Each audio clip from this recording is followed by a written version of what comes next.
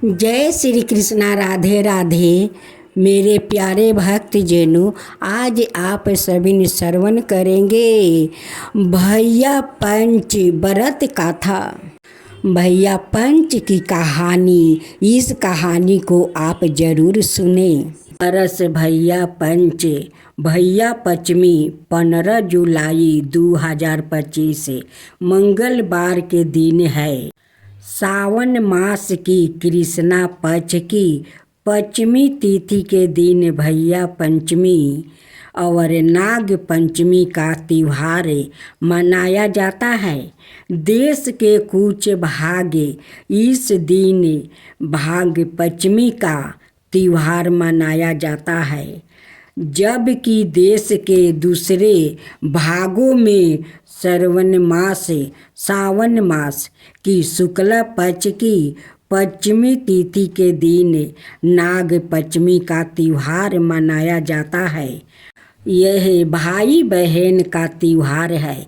यह व्रत बहनें अपने भाई की मंगल कामना के लिए रखती है। भैया पंचमी तीसरे भैया पंच और नाग पंचमी के नाम से भी जाना जाता है। बहनें अपने छोटे बड़े भाइयों की कुशलता की कामना के लिए इस व्रत को करती है। भैया पंचमी की पूजा विधि, उद्यापन की विधि। भैया पंचमी की कहानी। भैया पंचमी के दिन सुबह बहन को सिर से स्नान करना चाहिए। स्नान के बाद एक थाल भीगे 1 मुट्ठी चने, हल्दी, रुपया 1 लोटा ले उस पर मोली बांध कर सतिया बनाए। फिर उसमें पानी भरे। उस पानी में कच्चा दूध मिलाए। तत्पश्चात यह सब वस्तुओं लेकर कीकर के वृक्ष पर चढ़ाए। कीकर के वृक्ष पर लोटे से जल चढ़ाए। हल्दी से तिलक करे। फिर अपने माथे पर हल्दी से बिंदी लगाए। भीगे हुए मुट्ठी चने वृक्ष की जड़ी की टहनिया के कोने पर बोए और फिर अपनी साड़ी के पल्लू से 7 बार कीकर की टहनिया को स्पर्श करके अपने माथे से लगाए। यह कहते समय यह कहे, झर झर मेरे वीर बरे। तत्पश्चात भैया पंच की कहानी कहे या सुने। कहानी कहते यह सुनते समय अपने हाथ में मुट्ठी चने लेकर उन्हें छीलते रहे। कहानी सुनने के दौरान छीले हुए मुट्ठी चने को कहानी सुनने के बाद वही वृक्ष पर चढ़ा दे। भैया पंचे की कहानी के बाद विनायक महाराज की कहानी भी कहे या सुने। विनायक महाराज की कहानी कहने सुनने के पश्चात सूरज भगवान को जल दे, परंतु ध्यान रहे कि थोड़ा सा जल बचा कर रखना है, जिसका प्रयोग घर लौटने पर करना है। घर के बाहर पहुँच कर अंदर आने से पूर्व घर के दरवाजे के दोनों कोनों पर पानी डाले। फिर हल्दी से स्वातिक बनाए। इसके बाद घर में प्रवेश करे। घर में आकर एक थाली में मुट्ठी चने, फल, मिठाई, रुपये रख कर और एक अन्याय लोटे में जल लेकर बयाना निकाले, यह बयाना अपनी सास को दे, और यदि सास ना होते जेठानी या ननद को देकर चरण स्पर्श करे और आशीर्वाद ले। यह पूजा विवाहित लड़कियां भी कर सकती है। यह बहना अपनी छोटी बहनों को दे सकती है।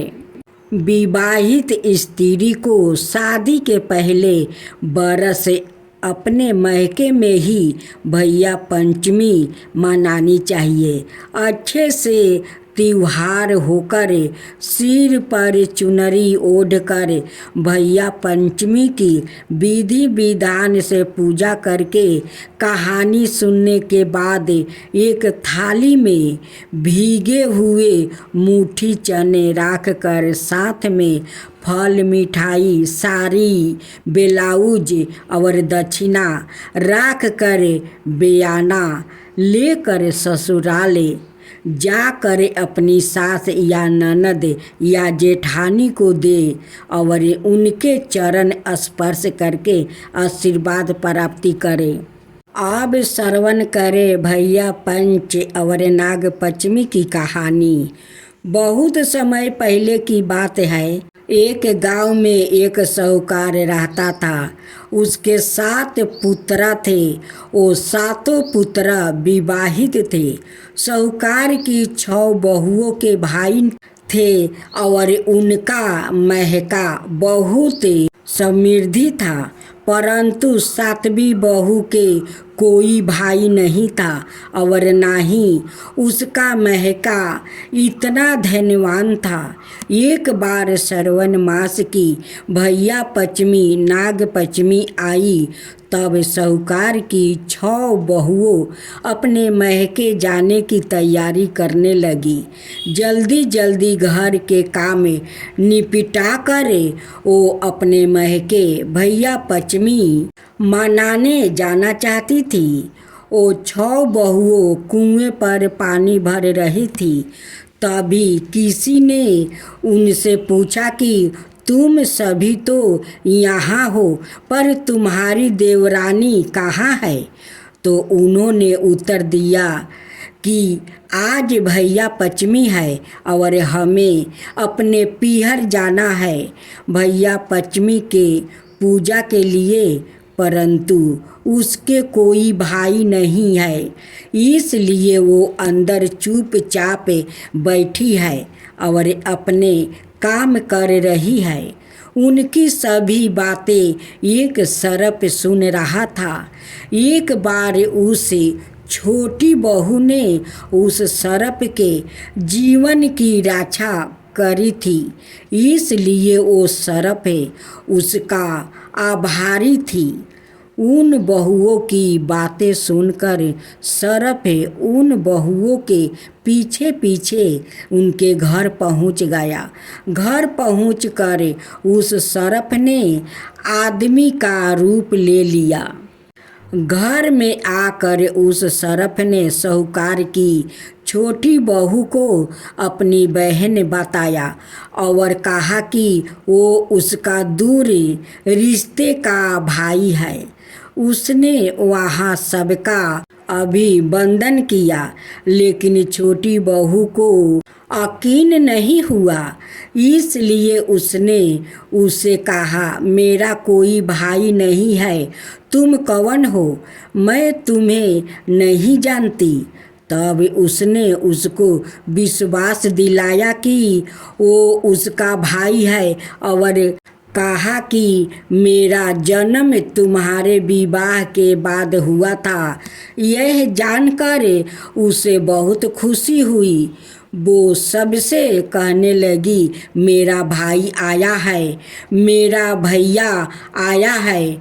उसे याद आया कि आज तो भैया पंचमी है, परंतु उसने कभी यह त्योहार नहीं मनाया था, इसलिए उसे इसकी विधि नहीं पता थी। उसने अपनी सास से भैया पंचमी की विधि पूछी। बोली, सासू माँ, मेरा भैया आया है और आज भैया पश्चिमी है, मैं क्या करूं?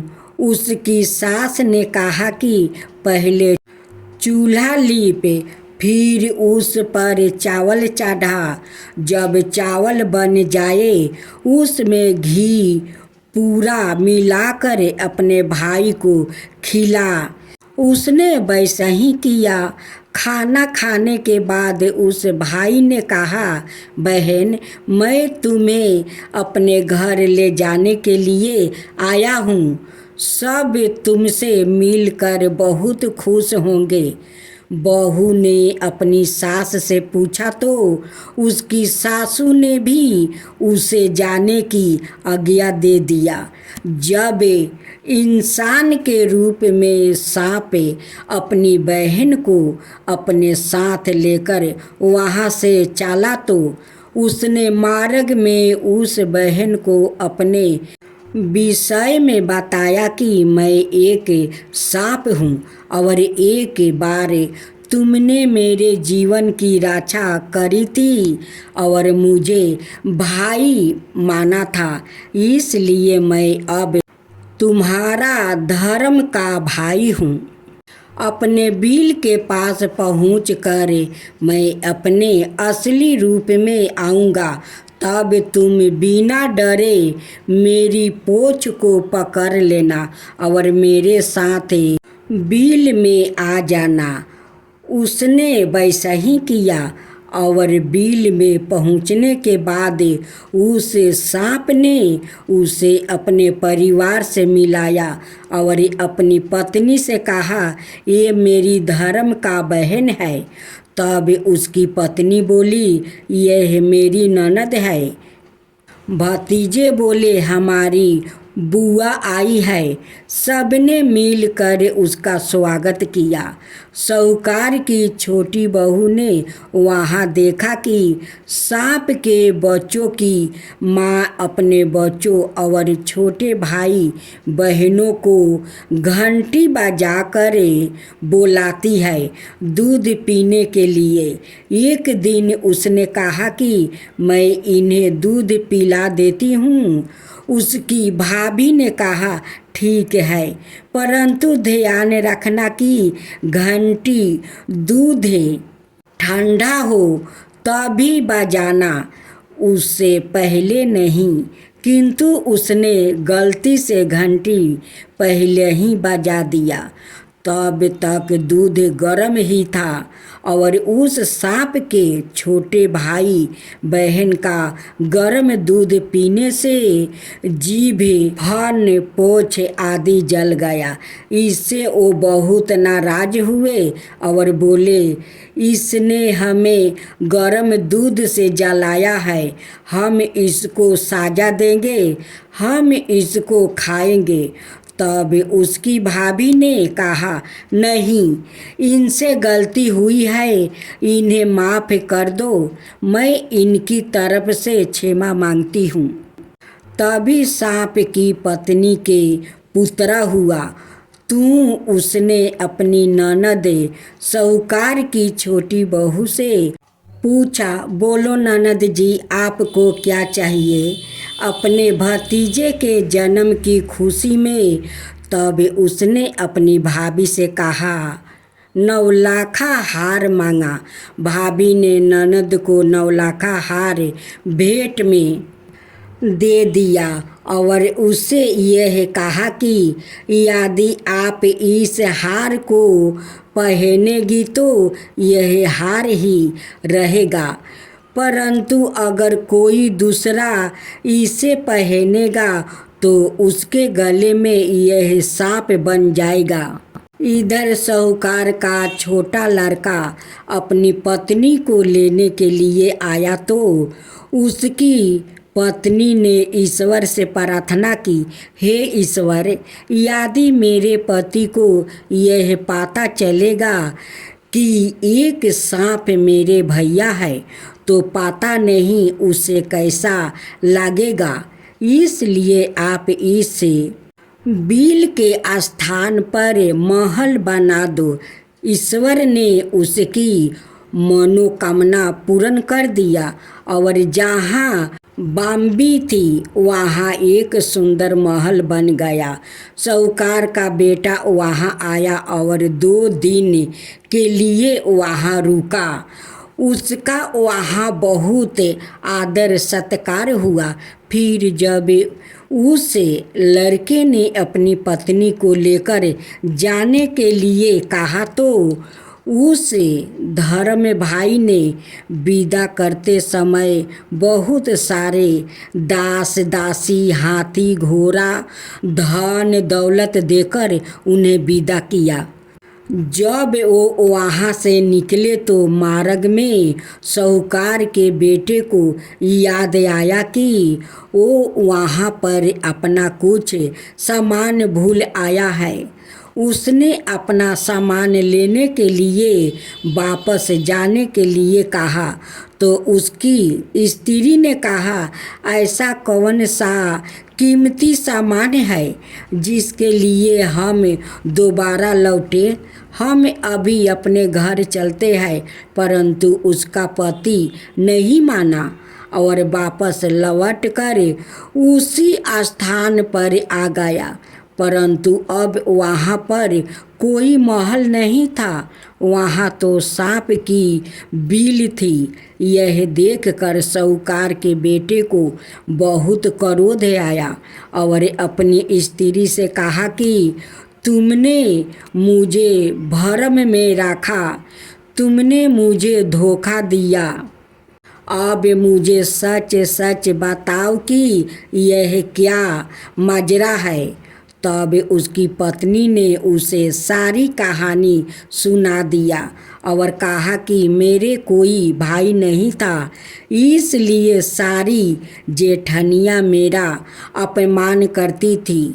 मुझ पर ईश्वर ने दया दिखाई है और एक सर्प मेरा धर्म का भाई बनकर आया और यह उसी की बाम्बी है।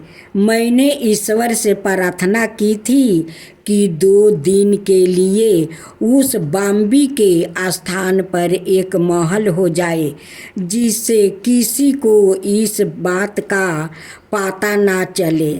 उसके पति को उसकी बात पर विश्वास हो गया और वो उसे लेकर अपने घर लौट आया। बहुत दिनों बाद उस साहूकार की छोटी बहू के पुत्र हुआ। साहूकार की छोटी बहू ने अपनी ननद से पूछा कि तुम्हें क्या चाहिए? तो उसकी ननद ने कहा कि आप जो अपने महके से 9 लाखा हार लाई हो, मैं तो वही लूँगी। तब छोटी बहू ने उसे कहा कि तुम उसकी जगह कुछ भी ले लो, मैं खुशी से दे दूँगी, पर उसे मत लो। यह मेरा पीहर का हार है। यदि इसे मेरे अतिरिक्त कोई दूसरा पहनेगा तो यह सर्प बन जाएगा। परंतु उसकी ननद नहीं मानी और बोली, मैं तो यही हार लूँगी। तब उस बहू ने अपनी ननद को वो हार दे दिया। जैसे ही वो ननद उस हार को हाथ में लेकर देखने लगी तभी वो सांप बन गया। यह देखकर ननद बहुत डर गई। तब छोटी बहू बोली कि मैंने आपसे पहले ही कहा था यह मेरे पीहर का हार है। फिर उसने अपनी ननद को अपनी सारी कहानी बताई, कैसे एक सर्प उसका धर्म का भाई बन कर आया और उसने उसकी पीहर की कामना पूरी की। यह सुनकर उसने सभी को बड़ा अचंभा हुआ। जिस प्रकार सच्चे मन से ईश्वर से भैया पंचमी के दिन उससे जो मांगा ईश्वर ने उसे दिया। इसलिए जो भी श्रावण मास की कृष्णा पक्ष की पंचमी को भैया पंच मनाया और विधि विधान से पूजा करे, साथ ही विनायक जी की कहानी कहे या सुने। उन सबकी ईश्वर उसी प्रकार मनोकामना पूरी करे, जैसे साहूकार की छोटी बहू की। भक्त जैनों, आज आप सुनेंगे मंगलवार के दिन हनुमान जी की व्रत कथा, साथ में तुलसी माता की व्रत कथा। क्योंकि मंगलवार के दिन तुलसी माता की कहानी सुनने के नियम है। क्यों लोग मंगलवार के तुलसी माता के कहानी सुनते हैं? क्योंकि तुलसी बगैर तो हनुमान जी भोग नहीं लगाते हैं। वो तुलसी होता है तभी वो भोग लगाता है, नहीं तो नहीं लगाते हैं। हनुमान जी वो है भंडार ख़त्म कर देते हैं एक तुलसी पाता का बगैर, लेकिन एक तुलसी पाता वो भंडार में पड़ जाता है तो भंडार कभी ख़त्म नहीं होता है। इसलिए तुलसी माता की कथा लोग मंगलवार की सुनते हैं। और साथ में आरती चालीसा। जो लोग इस हनुमान जी को कथा सुनते हैं, उनकी आरती करते हैं, उन पर हनुमान जी जरूर प्रसन्न होते हैं। तो बोलो हनुमान जी की जय, हनुमान जी की जय। जय श्री कृष्णा, राधे राधे। भक्त जनों, आज हनुमान जी की आप लोग नई कथा सुने। जो कथा एक भाई और बहन का है। किसी शहर में एक परिवार था। उस परिवार में एक बेटी थी जो उनका कोई भाई नहीं था। जब कुसुम देखती है कि सब भाई अपना बहन से कितना प्यार करते हैं, अगर मेरा भी भाई होता तो मुझसे प्यार करता। एक दिन वो हनुमान जी के मंदिर में जाती है और हनुमान जी से कहती है कि हनुमान, सब भाई अपने बहन से प्यार करते हैं, मुझे भी एक भाई दो कि भाई मेरा मुझसे प्यार करे। अगर मेरा भाई होगा तो आपका मंदिर में मैं आकर लड्डू का भोग लगाऊंगी और आपको आरती उतारूंगी। उस हनुमान जी का प्रतिमा से आवाज आता है कि कुसुम, अगर तुम्हारा भाई आ गया और तुम मुझे भूल गई तो वो कहते हैं कि तुम मुझे वादा करो कि तुम्हारा भाई आने के बाद तुम मुझे नहीं भूलोगी। कुसुम कहती है कि हनुमान जी, मैं कभी नहीं भूलूंगी, मैं जरूर मंदिर में आऊंगी, आपको भोग लगाऊंगी और आरती उतारूंगी। हनुमान जी कहते हैं कि ठीक है, देखो मेरे सामने चना मृत है, उसमें से तुम ले जाओ और अपना माँ को खिला देना। कुसुम चना मृत ले जाती है, अपना माँ से कहती है कि माँ, हनुमान जी बोले थे कि ये चना मृत अपना माँ को खिला देना, इसे खा लो। माँ खुशी खुशी खा लेती है। कहती है कि बेटी, जब हनुमान जी बोले हैं इस चना मृत को खाने के लिए तो मैं जरूर खाऊंगी, दो मैं खा लेती हूँ। जब उनकी माँ चना मृत खा लेती है, उसका बाद वो गर्भवती रह जाती है। 9 महीना का बाद उनकी घर में एक भाई जन्म लेता है। उनकी खुशी का कोई ठिकाना नहीं था। उनकी माँ भी खुशी थी। कुसुम खुशी के मारे कहती है कि अब मेरा भाई मुझसे प्यार करेगा, अब मेरा भाई मुझसे प्यार करेगा। कुसुम का माँ बड़े अच्छे से लालन पालन करती है। देखते देखते उनकी भाई 5 बरस के हो जाता है। कुसुम अपना भाई का प्यार में हनुमान जी का दिए हुए वादा को भूल जाती है कि मैं एक दिन हनुमान जी को मैं वादा किया था कि मैं आपका मंदिर आऊंगी और लड्डू का भोग लगाऊंगी, आपको आरती उतारूंगी। ये बात को कुसुम एकदम भूल गई थी।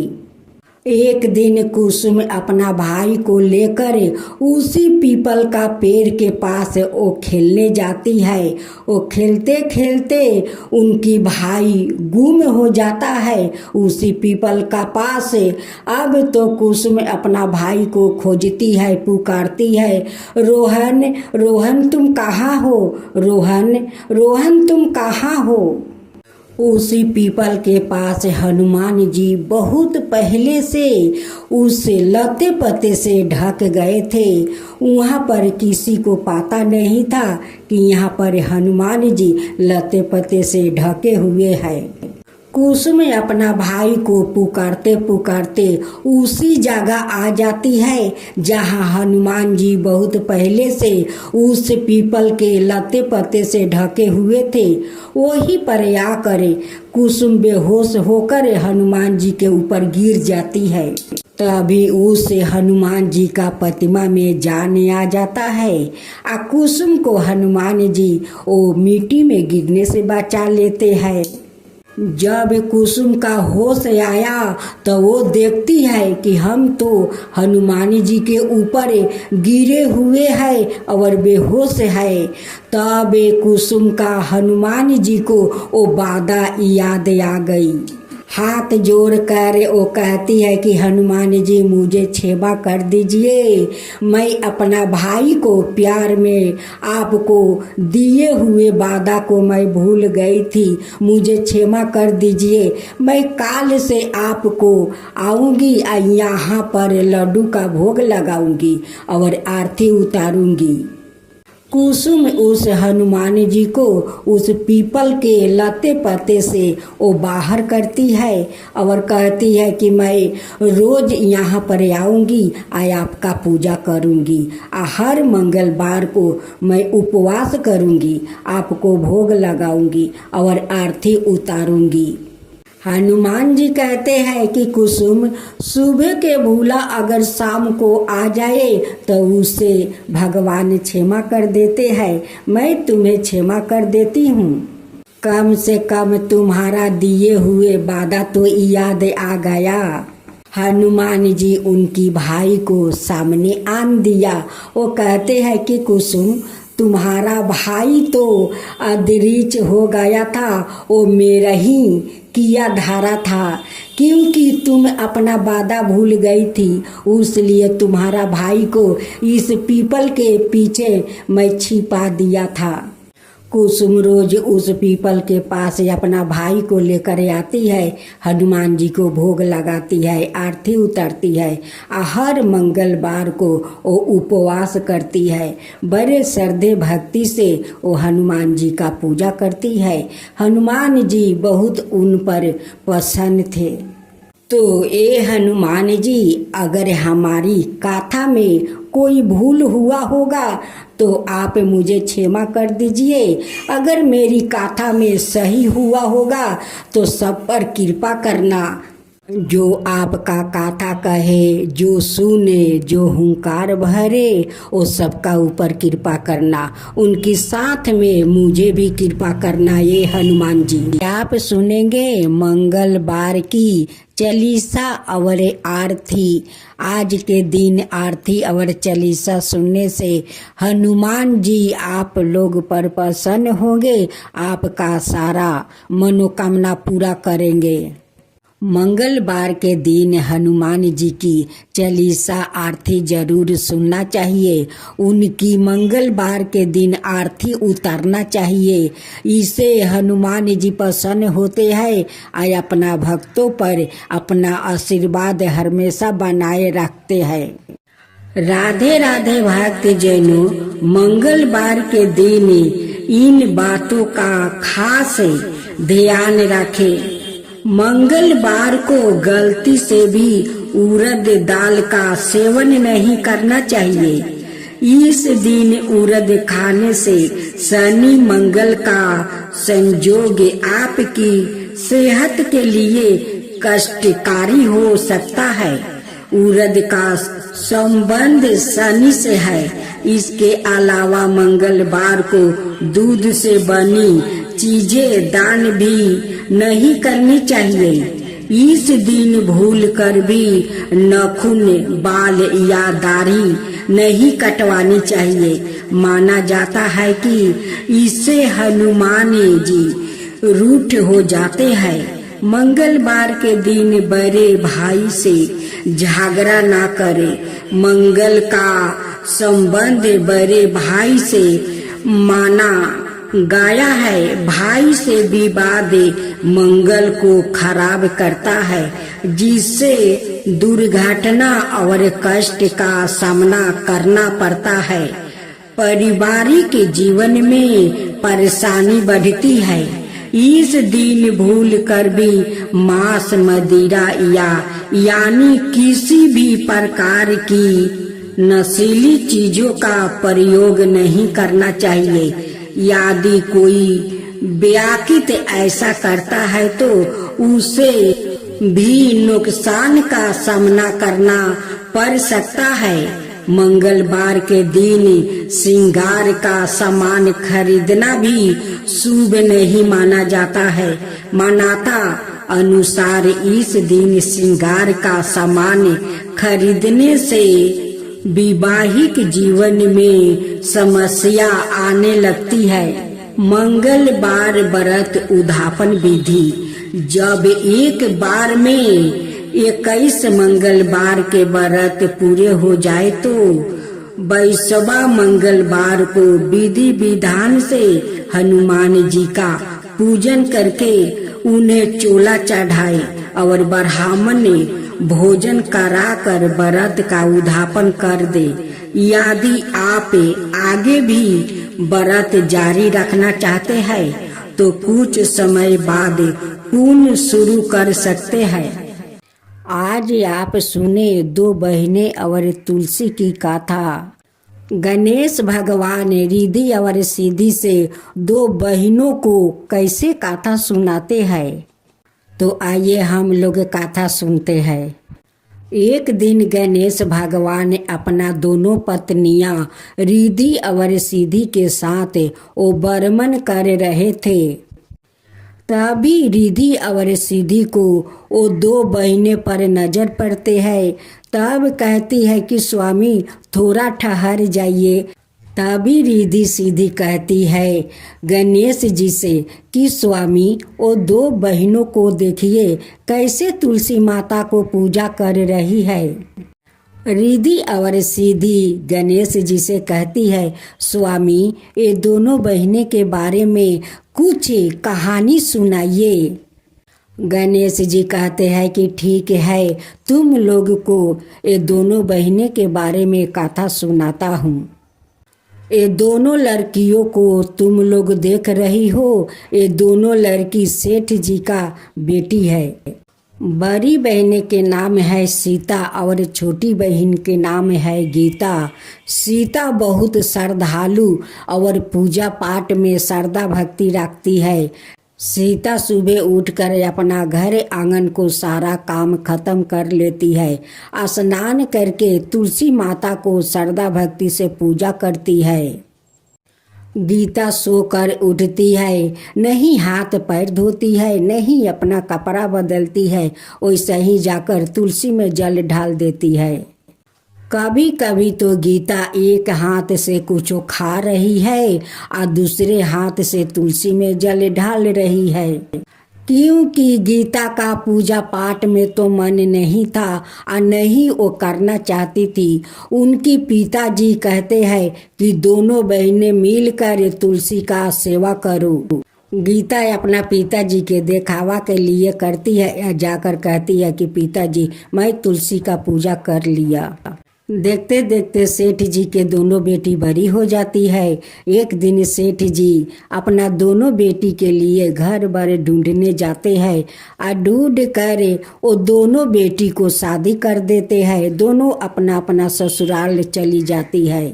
सीता अपना ससुराल में सारे घर को संभाल लेती है, पूजा पाठ करती है, सास ससुर को सेवा करती है, अपना पति को सेवा करती है। लेकिन गीता अपना ससुराल में नहीं सास ससुर के सेवा करती है और नहीं कोई भगवान को ठीक से पूजा करती है।